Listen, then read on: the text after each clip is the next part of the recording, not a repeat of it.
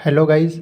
हम लोग last video में क्वेश्चन नंबर 38 तक कर चुके थे और आज 39 तक कर चुके थे और आज हमें उसके आगे से पढ़ना है क्वेश्चन नंबर 40 से। और क्वेश्चन नंबर 40 स्टार्ट है चैप्टर अधातु आध्यात्मिक यौगिक और उनके उपयोग।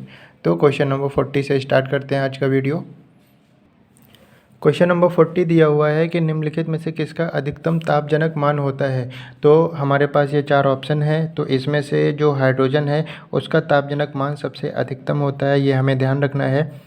तो किसका अधिकतम तापजनक मान होता है? हाइड्रोजन का। अब देखिए हाइड्रोजन के बारे में कुछ और चीज़ें यहाँ पे दी हुई है कि वायु या ऑक्सीजन में जलता है तो इसकी ज्वाला रंगहीन होती है। हमें क्या पता चला? Hydrogen in the presence of air and oxygen, पहली बात तो वो किसकी प्रेजेंस में जलता है? वायु या ऑक्सीजन की प्रेजेंस में जलता है।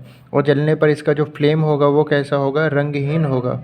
हाइड्रोजन जलकर पानी और या फिर थोड़ी मात्रा में H2O2 बनाता है। तो हमें और क्या सीखने को मिला कि हाइड्रोजन जब जल जाता है तो जलने पे वो क्या बना देता है? वाटर। या फिर कभी कभी थोड़ी सी मात्रा में, बहुत थोड़ी सी मात्रा में वो हाइड्रोजन ऑक्साइड बनाता है। हाइड्रोजन पर ऑक्साइड का फॉर्मूला क्या है? H2O2। तो कितनी बातें जानने को मिली हमें कि अधिकतम तापजनक मान हाइड्रोजन का होता है, ऑक्सीजन या वायु की प्रेजेंस में जलता है, जलने पर इसका फ्लेम रंगहीन होता है और जलकर ये वाटर बनाता है या फिर अल्प मात्रा में या थोड़ी मात्रा में हाइड्रोजन पर ऑक्साइड बनाता है जिसको H2O2 बोलते हैं। तो क्वेश्चन नंबर 40 का ऑप्शन नंबर ए करेक्ट है। क्वेश्चन नंबर 41 दिया हुआ है जल में हाइड्रोजन तथा ऑक्सीजन के अनुपात भार के अनुसार है। तो अगर हम जल के फॉर्मूले की बात करें तो वो होता है H2O, यानी कि 2 molecule of hydrogen and 1 molecule of oxygen. अब देखिए हाइड्रोजन का एटॉमिक मास कितना होता है? 1, पर हाइड्रोजन के मॉलिक्यूल कितने हैं? 2, तो यानी 1 × 2। अनुपात पता करना है तो रेशियो। ऑक्सीजन के मॉलिक्यूल कितने? 1 और ऑक्सीजन का एटॉमिक मास होता है 16, तो यानी आया रिजल्ट 2:16। 2 1 जा 2, 2 8 जा 16, यानी कि 1:8। तो हमें ये बात पता चली कि जल में हाइड्रोजन और ऑक्सीजन का अनुपात भार के अनुसार होगा 1:8 के बराबर होगा। क्यों? क्योंकि हाइड्रोजन के 2 मॉलिक्यूल और हाइड्रोजन का एटॉमिक मास 1, ऑक्सीजन का 1 मॉलिक्यूल, ऑक्सीजन का एटॉमिक मास 16। तो 2:16 रिजल्ट क्या देगा? 1:8। तो ये ध्यान रखिएगा, बहुत इंपॉर्टेंट क्वेश्चन है। तो क्वेश्चन नंबर 41 का ऑप्शन नंबर डी करेक्ट है। क्वेश्चन नंबर 42 में दिया हुआ है कि जल निर्माण का निम्नलिखित में से कौन सा सही समीकरण है। जैसे पहला ऑप्शन देखा हमने H2+O। पहली बात आपको बता दें हाइड्रोजन को सिर्फ H नहीं लिखा जाता है, हाइड्रोजन को क्या लिखा जाता है? H2। वैसे ऑक्सीजन को सिर्फ O नहीं लिखा जाता है, ऑक्सीजन को हमेशा O2 लिखा जाता है। तो पहला ऑप्शन तो ऐसे ही गलत हो गया कि केवल ऑक्सीजन लिखा है, जबकि ये ऐसा लिखा नहीं जाता है। दूसरे ऑप्शन में आए तो इसमें भी ऑक्सीजन गलत तरीके से लिखा है, O सिर्फ नहीं लिखा जाता है, जब भी लिखा जाता है O2 लिखा जाता है। और तीसरे ऑप्शन में भी गलती कर दी इन्होंने कि हाइड्रोजन को सिर्फ H लिखा है, जबकि मैंने बताया हाइड्रोजन हो या ऑक्सीजन हो H2 या O2 लिखते हैं, कभी हाइड्रोजन को H नहीं लिखते हैं रिएक्शन कराते समय और ऑक्सीजन को O नहीं लिखते हैं रिएक्शन कराते समय। तो हमारा ऑप्शन नंबर डी ही यहाँ पे करेक्ट है। तो अब हमें ये ध्यान रख लेना है कि कैसे ऑक्सीजन बनता है, तो वो कैसे वाटर बनता है। तो 2 molecule of hydrogen plus 2 molecule of oxygen gives H2O, water देते हैं। यानी हाइड्रोजन और ऑक्सीजन रिएक्ट होकर क्या देते हैं? वाटर। अब इनको हम बैलेंस करेंगे। हाइड्रोजन 2 था, हाइड्रोजन यहाँ पे भी 2 था, पर ऑक्सीजन यहाँ पे 2 था और यहाँ पे ऑक्सीजन 1 है। अगर हम यहाँ पे 2 लगा देंगे तो हमारा ऑक्सीजन बैलेंस हो गया। लेकिन हाइड्रोजन यहाँ 4 हो गए और यहाँ पे हाइड्रोजन 2, तो इसके आगे हम 2 लगा देंगे। तो इस तरह से हमारा वाटर का निर्माण होता है, पानी का निर्माण होता है। तो ये इक्वेशन बहुत इजी है और आपको ध्यान में भी रखना है कि हाइड्रोजन और ऑक्सीजन रिएक्ट होकर वाटर का निर्माण करते हैं। इसके बाद अब इसमें कुछ और डिटेल दी हुई है। जैसे यहाँ पे दिया हुआ है पानी का घनत्व, तो हमें ध्यान रखना है पानी का घनत्व कितना होता है? 999.97 kg/m³। क्वथनांक यानी कि उसका बॉइलिंग पॉइंट क्या है? 100 डिग्री सेल्सियस, सभी को पता है। उसका फ्रीजिंग पॉइंट क्या है? 0 डिग्री सेल्सियस। लेकिन ये ट्रिपल बिंदु ताप, ये इंपॉर्टेंट पॉइंट है क्योंकि ये हमें नहीं पता है। तो ये ध्यान रखना है कि ट्रिपल बिंदु ताप ये कितना होता है? 0.01 डिग्री सेल्सियस। अब यहीं से एक हमने आपको वाटर के ही बारे में 4 डिग्री सेल्सियस का एक पॉइंट बताया था। हमने कहा था 4 डिग्री सेल्सियस पे उसका जो घनत्व होता है यानी डेंसिटी होता है वो मैक्सिमम होता है और वॉल्यूम मिनिमम होता है। तो क्वेश्चन ये भी कई बार आया हुआ है कि मतलब कि किस तापमान पे घनत्व अधिकतम होगा और आयतन न्यूनतम होगा जल का। तो वो 4 डिग्री सेल्सियस है। यहाँ पे क्या होगा, उसका घनत्व अधिकतम होगा, और जब घनत्व अधिकतम होगा तो वॉल्यूम न्यूनतम होगा या आयतन न्यूनतम होगा, क्योंकि हमने बताया था घनत्व और आयतन यानी कि वॉल्यूम और डेंसिटी का जो रिलेशन होता है वो इन्वर्सली प्रोपोर्शनल होता है। तो क्वेश्चन नंबर 42 का ऑप्शन नंबर डी, और यहाँ से बहुत सारे पॉइंट से सीखने को मिले हमें। क्वेश्चन नंबर 43, जल जो साबुन लगाने पर अच्छा झाग नहीं बना पाता उसको क्या बोलते हैं। तो ये हमारे पास 4 ऑप्शन है। तो उसको बोलते हैं खारा जल यानी कि हार्ड वाटर। हार्ड वाटर क्या होता है, ऐसा जल होता है कि अगर आप साबुन लगाते हैं तो उसमें अच्छे से झाग नहीं बन पाता है। आप भी देखते होंगे कभी कपड़े धुल रहे होते हैं तो बहुत झाग आता है, और कभी कपड़े धुल रहे होते हैं तो झाग बहुत कम बनता है। तो उसका कारण क्या होता है, जिस दिन झाग कम बनता है उस दिन क्या होता है, हमारा जो वाटर होता है वो क्या होता है, खारा पानी होता है, या या हार्ड वाटर होता है। तो यहाँ से क्या सीखने को मिला कि झाग अगर कम हो रहा है तो यानी पानी कैसा है, हमारा हार्ड वाटर है, खारा जल है। अब ऐसा क्यों होता है ये भी जान लीजिए। कैल्शियम और मैग्नीशियम अणुओं की अधिकता के कारण क्या होता है, जल खारा हो जाता है और उसमें झाग नहीं बनता है। किसकी अधिकता के कारण, कैल्शियम और मैग्नीशियम यानी कि Ca और Mg। कैल्शियम यानी कि Ca और Mg यानी कि मैग्नीशियम। तो इन दोनों की उपस्थिति के कारण, इन दोनों की अधिकता के कारण हमारा जो जल हो जाता है वो खारा हो जाता है और उसमें झाग नहीं बनता है। क्वेश्चन नंबर 43 का ऑप्शन नंबर ए करेक्ट है। क्वेश्चन नंबर 44 में दिया हुआ है दहन के लिए निम्नलिखित में से कौन सी गैस आवश्यक है। तो हमें ऑप्शन देखने की ज़रूरत नहीं है, ऑप्शन वैसे नेक्स्ट पेज में है, अभी मैं आपको दिखा दूंगा। तो दहन के लिए आपको हमेशा ध्यान रखना है, ऑक्सीजन ही क्या होता है, जलने का कारण होता है। अगर कोई ऐसी जगह है जहाँ पर ऑक्सीजन की उपस्थिति नहीं है तो आप वहाँ पर किसी भी चीज़ को जला नहीं सकते। तो दहन के लिए कौन सी गैस आवश्यक है, ऑक्सीजन गैस आवश्यक है।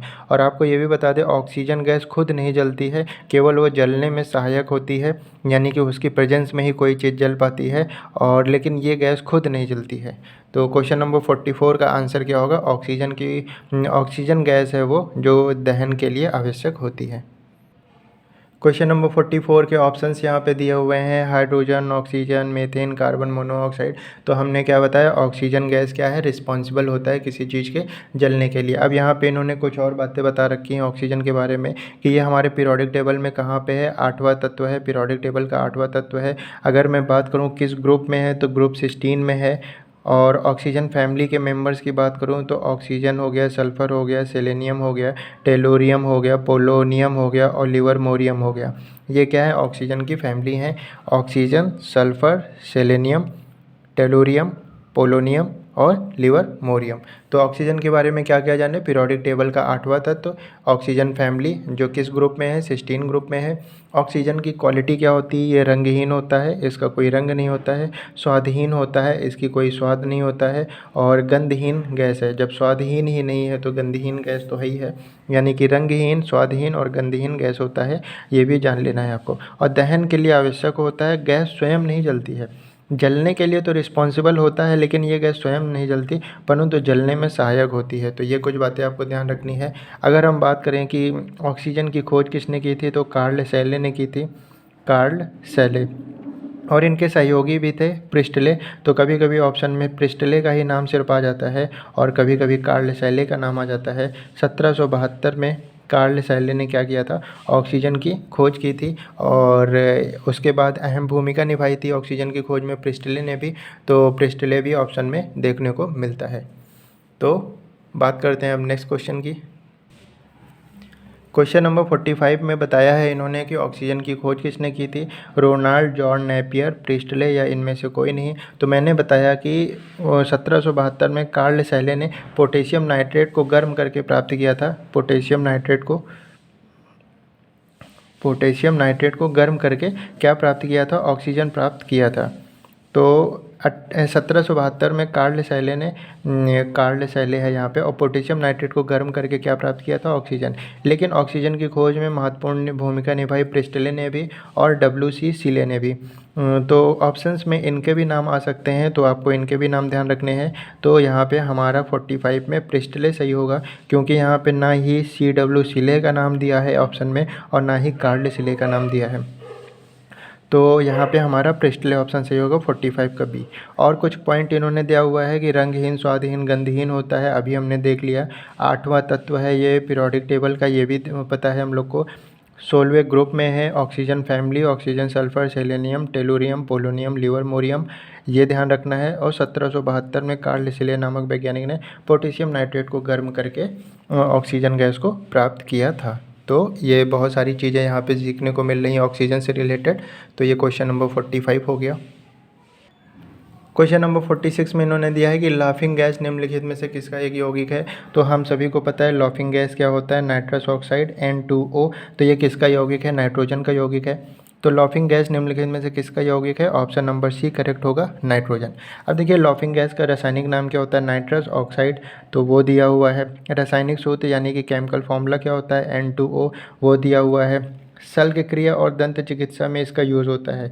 शल्य क्रिया का मतलब क्या होता है, सर्जरी, है ना, सर्जरी। तो शल्य क्रिया का मतलब सर्जरी, यानी कि जब सर्जरी की जाती है, या फिर दंत चिकित्सा यानी कि डेंटिस्ट लोग जो होते हैं वो लाफिंग गैस का यूज़ करते हैं। किस लिए इसका यूज़ किया जाता है, एनेस्थीसिया करने के लिए, यानी कि किसी पार्ट को शून्य करने के लिए, उसको बोलते हैं एनेस्थीसिया। किसी पार्ट को शून्य करना हो तो उसके लिए इसका यूज़ किया जाता है। इसका नाम लाफिंग गैस इसलिए है क्योंकि वो इसको सूंघने से क्या होता है, हंसी आती है, उत्तेजना आती है, तो इसीलिए इसका नाम लाफिंग गैस रखा गया है।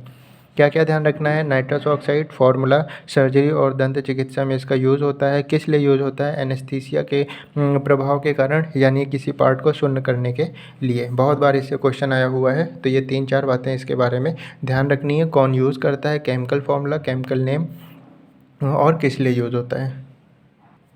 क्वेश्चन नंबर 47 में फिर इन्होंने दिया हुआ है कि हास्य गैस क्या है। हास्य गैस यानी कि लाफिंग गैस तो क्या है, नाइट्रस ऑक्साइड। तो यहाँ पे ये देखिए, यहाँ पे नाइट्रिक ऑक्साइड दिया है, नाइट्रस ऑक्साइड दिया है, तो कंफ्यूज नहीं होना है।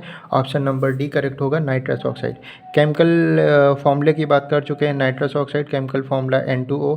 कैसा होता है ये, अब हाँ ये चीज़ ध्यान रखिए, ये स्वाद में कैसा होता है, मीठा होता है, रंगहीन होता है, स्वाद में मीठा होता है। सूंघने से क्या होता है, उत्तेजना आती है, और उत्तेजना उत्पन्न होती है, हंसी आने लगती है, इसीलिए तो इसका नाम लाफिंग गैस रखा गया है। और सूंघने से निश्चेतना उत्पन्न होती है, यानी कि एनेस्थीसिया उत्पन्न होती है, यानी कि कोई पार्ट शून्य हो जाता है। तो वही पॉइंट है, अभी हम लोग ने पढ़ा था। बात करते हैं नेक्स्ट क्वेश्चन की। क्वेश्चन नंबर 48 भी लाफिंग गैस से ही रिलेटेड है। तो लाफिंग गैस क्या है, देख लीजिए, ये क्या है, नाइट्रस ऑक्साइड है। बात हम लोग कर चुके हैं इससे पहले भी। और इसको लाफिंग गैस को लाफिंग गैस क्यों कहते हैं, क्योंकि स्वाद में मीठा होता है, उत्तेजना उत्पन्न करता है, हंसी आने लगती है, सूंघने पर हंसी आती है। कहाँ पे यूज़ होता है, शल्य क्रिया में यूज़ होता है, दंत चिकित्सा में यूज़ होता है। तो ये सब बातें हम लोग पढ़ चुके हैं। बात करते हैं नेक्स्ट क्वेश्चन की। क्वेश्चन नंबर 49 आया हुआ है कि हैबर प्रोसेस का उपयोग करके उत्पादित किया जाता है, यानी कि हैबर प्रोसेस किसके उत्पादन के लिए यूज़ होता है। तो याद करिए, इंटर में, हाई स्कूल में बहुत रटते थे हम लोग, बहुत इंपॉर्टेंट माना जाता था इस प्रोसेस को, हैबर प्रोसेस।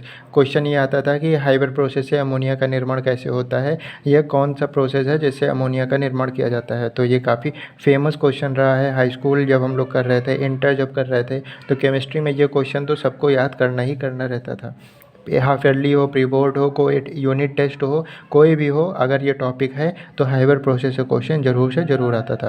तो वही क्वेश्चन है यहाँ पे, आप लोग को ध्यान भी होगा। हैबर प्रोसेस का उपयोग करके किसका उत्पादन किया जाता है, अमोनिया का। कैसे करते हैं, यहाँ पे नाइट्रोजन लेते हैं और हाइड्रोजन लेते हैं, और in the presence of ferrous it gives ammonia. तो हमें क्या ध्यान रखना है, अब नाइट्रोजन और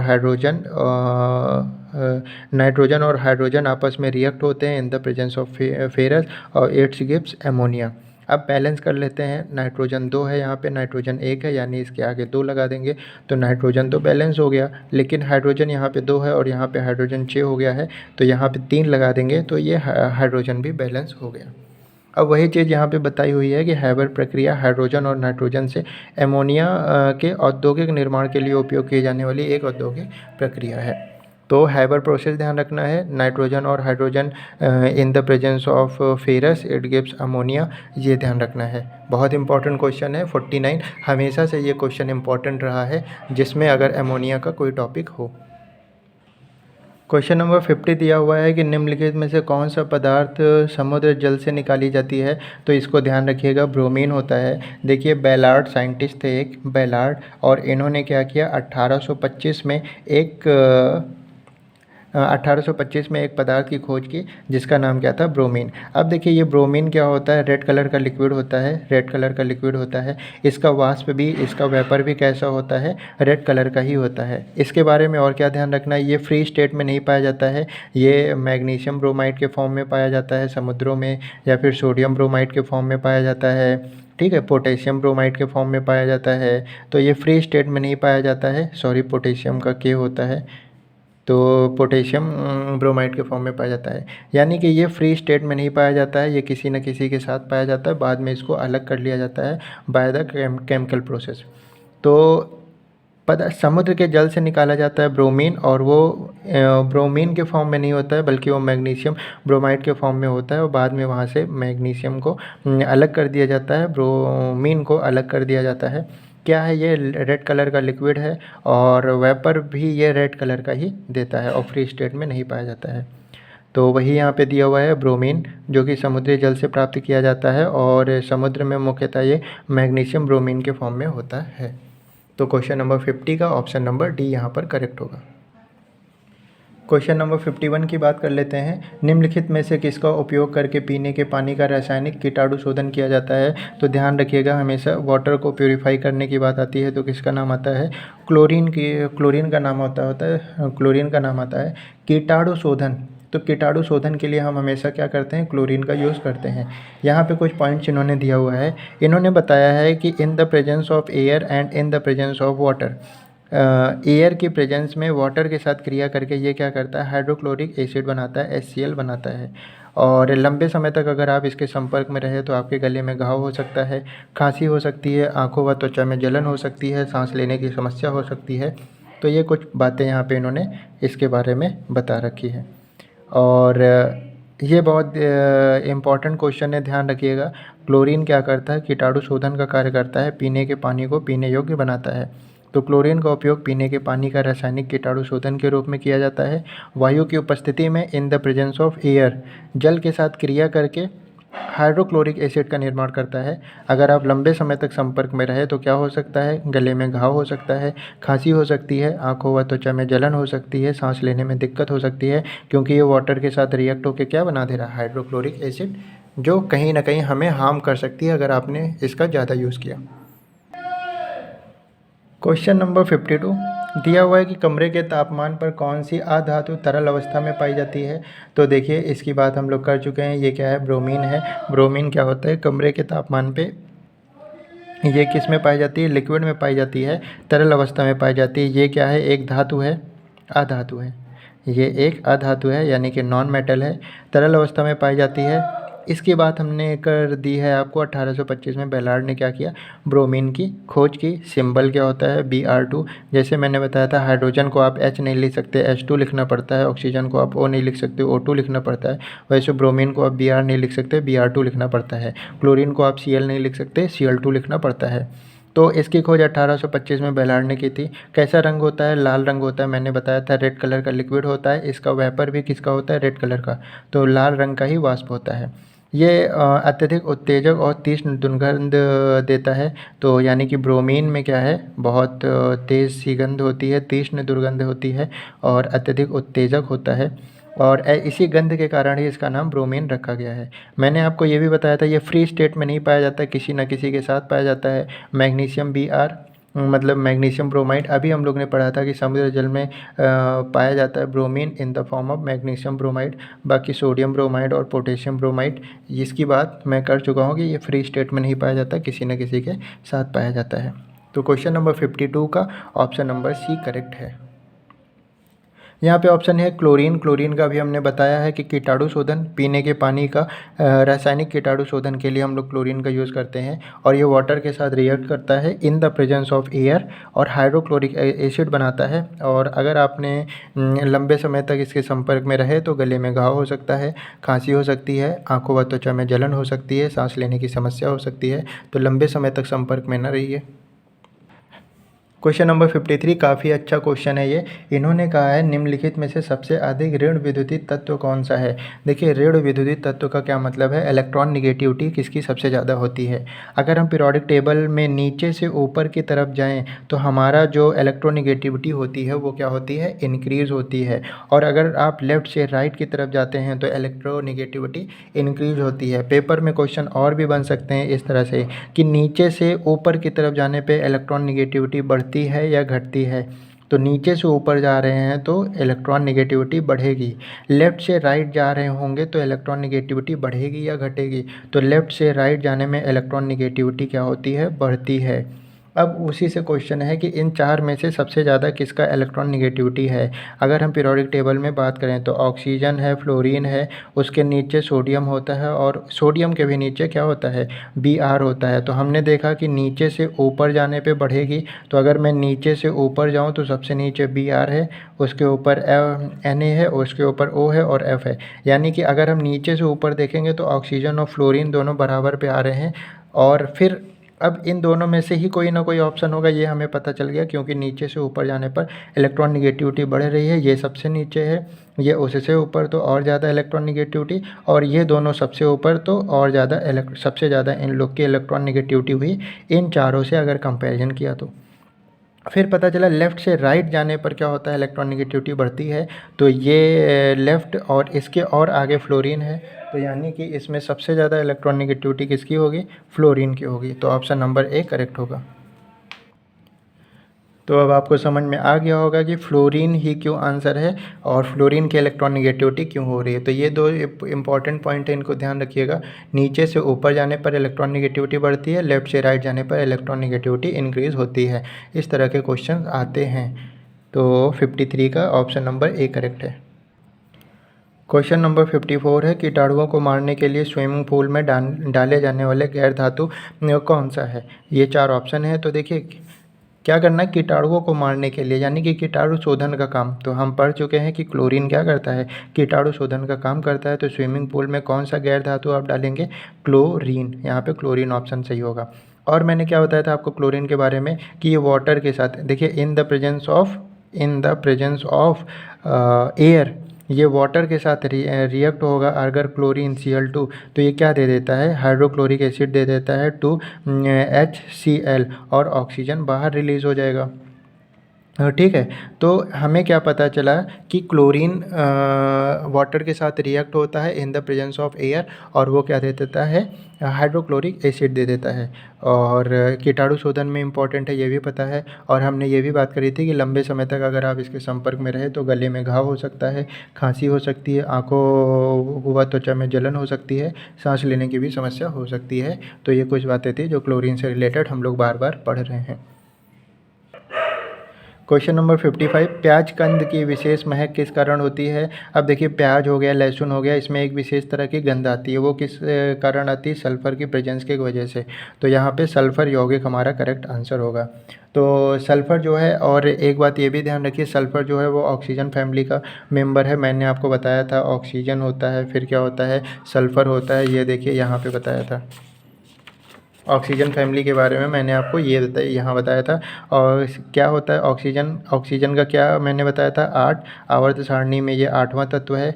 और सिस्टीन ग्रुप में होता है। ऑक्सीजन फैमिली में ऑक्सीजन हो गए, सल्फ़र हो गए, सेलेनियम हो गया, टेलुरियम हो गया, पोलोनियम हो गया, लिवरमोरियम हो गया। और ऑक्सीजन के बारे में मैंने क्या बताया, ऑक्सीजन क्या होती है, रंगहीन, स्वादहीन, गंधहीन होती है।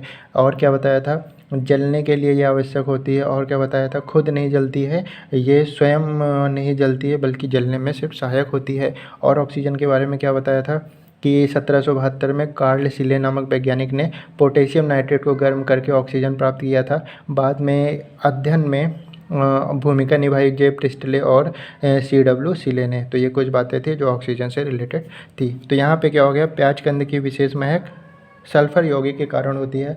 आपको बता दें, ये सल्फ़र जो है जीवों के शरीर में प्रोटीन की संरचना में बहुत महत्वपूर्ण भूमिका निभाता है।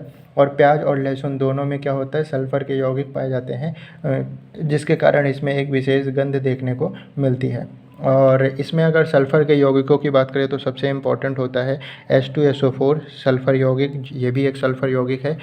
सल्फ्यूरिक एसिड H2SO4, और इसके बारे में हमने सल्फ्यूरिक एसिड के बारे में 3-4 पॉइंट पढ़े थे। इसको ऑयल ऑफ विट्रियोल बोला जाता है, 1-2 क्लास पहले मैंने बताया था। ऑयल ऑफ विट्रियोल बोला जाता है। बैटरी में यूज़ होता है, बैटरी में जो सॉल्वेंट यूज़ होता है वो किसका होता है? सल्फ्यूरिक एसिड का होता है। मैंने बताया था पेट्रोलियम के शुद्धिकरण के लिए, प्यूरिफिकेशन ऑफ पेट्रोलियम में भी सल्फ्यूरिक एसिड का यूज़ होता है। और एक पॉइंट और बताया था, निर्जलीकरण। निर्जलीकारक का भी काम कौन करता है? Sulphuric acid. तो ये बहुत सारे इंपॉर्टेंट पॉइंट हैं। और ये भी ध्यान रखना, रसायन का सम्राट बोला जाता है H2SO4 को। ये देखिए क्वेश्चन नंबर 55 को यहाँ पे इन्होंने एक्सप्लेन किया है कि सल्फ़र ऑक्सीजन परिवार का तत्व है, जीवों के शरीर में प्रोटीन की संरचना में महत्वपूर्ण भूमिका निभाता है, प्याज लहसुन में पाया जाता है, एक विशेष महक आती है सल्फ़र यौगिक की उपस्थिति के कारण। सबसे इम्पॉर्टेंट सल्फ़र यौगिक कौन है? सल्फ्यूरिक एसिड है, ठीक है। और सल्फ्यूरिक एसिड को क्या बोलते हैं? रसायन का सम्राट या कशिश का तेल यानी ऑयल ऑफ विट्रियोल। और पॉइंट मैं बता चुका हूँ बैटरी और निर्जलीकारक का, तो ये भी आपको ध्यान रखना है। बात करते हैं नेक्स्ट क्वेश्चन की। क्वेश्चन नंबर 56 में दिया हुआ, जब बेरियम क्लोराइड का क्या मतलब है? BaCl2 पतला सल्फ्यूरिक एसिड से मिलाया जाता है, यानी H2SO4 के साथ मिलाया जाता है। तो देखिए हम सभी को पता है, अगर बेरियम क्लोराइड है और सल्फ्यूरिक एसिड है तो ये Cl और ये H अलग हो जाएंगे, यानी कि 2HCl बना लेंगे, क्योंकि 2 मॉलिक्यूल ऑफ हाइड्रोजन यहाँ पे, 2 मॉलिक्यूल ऑफ क्लोरीन है, तो ये HCl बना लेंगे। क्या बच्चा? Ba और SO4, तो ये BaSO4 दे देगा।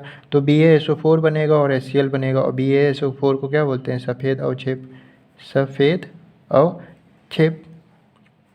तो क्वेश्चन ये है कि बेरियम क्लोराइड को जब पतला सल्फ्यूरिक एसिड में मिलाया जाता है तो आपको क्या मिलता है? आपको क्या मिलता है? सफ़ेद अवक्षेप मिलता है। ऑप्शन नंबर डी करेक्ट है। तो बेरियम क्लोराइड को पतला सल्फ्यूरिक एसिड में मिलाया जाता है तो सफ़ेद अवक्षेप प्राप्त होता है। कैसे? Barium chloride when react with H2SO4 it gives सफ़ेद अवक्षेप एंड हाइड्रोक्लोरिक एसिड। तो ये आपको ध्यान रखना है, सफ़ेद अवक्षेप का फॉर्मूला ध्यान रखना है। कभी ये भी पूछ सकते हैं, सफ़ेद अवक्षेप किसको बोलते हैं? BaSO4 को बोलते हैं, बेरियम सल्फेट को बोलते हैं। तो ऑप्शन नंबर डी करेक्ट होगा क्वेश्चन नंबर 56 का। क्वेश्चन नंबर 57 दिया हुआ है कि कौन सी गैस चूना पानी को दूधिया बनाता है? तो देखिए चूना पानी की अगर हम बात करें तो ये क्या होता है? कैल्शियम कार्बोनेट यानी कि CaCO3। इसका जलीय विलयन यानी इसमें जल डाल देंगे H2O। और अगर कार्बन डाइऑक्साइड गैस को प्रवाहित करेंगे तो ये कैल्शियम कार्बोनेट बना लेगा, यानी CaHCO3 का होल ट्वाइस। ये है आपका कैल्शियम कार्बोनेट, ये है कैल्शियम बाइकार्बोनेट। तो हमने क्या देखा कि चूने के पानी को दूधिया कौन बना रहा है? कार्बन डाइऑक्साइड गैस बना रहा है। तो यहाँ पे ऑप्शन नंबर सी सही होगा क्वेश्चन नंबर 56 का। तो यहाँ पे लिखा हुआ है कार्बन डाइऑक्साइड गैस अगर चूना पानी को दूधिया कर देती है, कार्बन डाइऑक्साइड गैस चूना पानी को दूधिया कर देती है, यानी कि ये कैल्शियम कार्बोनेट है, चूना है आपका, ये उसका चूना है और ये पानी है, और कार्बन डाइऑक्साइड गैस उसको क्या कर रही है? दूधिया कर दे रही है, उसके रंग को दूधिया कर दे रही है। और कार्बन डाइऑक्साइड को चूने के जल में प्रवाहित किया जाता है तो पहले ये अविलयशील कैल्शियम कार्बोनेट सफ़ेद अवक्षेप देता है और कार्बन डाइऑक्साइड गैस के आधिक्य में विलयशील कैल्शियम बाइकार्बोनेट में परिवर्तित हो जाता है। इस प्रकार चूने के पानी का दूधिया रंग समाप्त हो जाता है। ये कह रहे हैं जैसे कि कैल्शियम कार्बोनेट है और वाटर है और कार्बन डाइऑक्साइड है, ये इसको दूधिया बनाता है, लेकिन अगर इसको अधिक मात्रा में डाल दिया जाए तो ये उसके दूधिया रंग को समाप्त करके कैल्शियम बाइकार्बोनेट बनाता है, CaHCO3 का होल ट्वाइस। तो ये कुछ बातें थी जो आपको सीखने को मिली इस क्वेश्चन से। बात करते हैं नेक्स्ट क्वेश्चन की। क्वेश्चन नंबर 58 में दिया हुआ है कि किस गैस का गंध सड़े हुए अंडे के जैसे होती है? तो हाइड्रोजन सल्फाइड ये एक रंगहीन गैस है और इसकी गंध सड़े हुए अंडे के जैसे होती है। अकार्बनिक गैस है। अकार्बनिक का मतलब है कि इसमें देखिए कार्बन का कोई भी अणु नहीं है, कार्बन इसमें नहीं है, इसीलिए ये अकार्बनिक होता है। और जिसमें कार्बन होता है तो वो कार्बनिक होता है। आपने सुना होगा कार्बनिक एलिमेंट और अकार्बनिक एलिमेंट। तो सड़े हुए अंडे मतलब कि किस गैस का गंध जो होता है वो सड़े हुए अंडे के जैसे होता है, तो वो H2S यानी कि हाइड्रोजन सल्फाइड का होता है। ये बात आपको ध्यान रखनी है। यहाँ पे इन्होंने रिएक्शन दिया है कि अगर हाइड्रोजन सल्फाइड को आप H2SO4 से रिएक्शन करवाते हैं तो क्या होगा, वो सल्फ़र डाइऑक्साइड गैस बाहर निकालेगा, वाटर मॉलिक्यूल को अलग कर देगा और सल्फ़र को अलग कर देगा। तो क्या क्या मिला, सल्फ़र डाइऑक्साइड और वाटर। अब दिख रहा होगा। हाइड्रोजन सल्फाइड का रिएक्शन जब H2SO4 के साथ होगा तो वो सल्फ़र देगा, वो वाटर देगा और सल्फ़र को अलग कर देगा।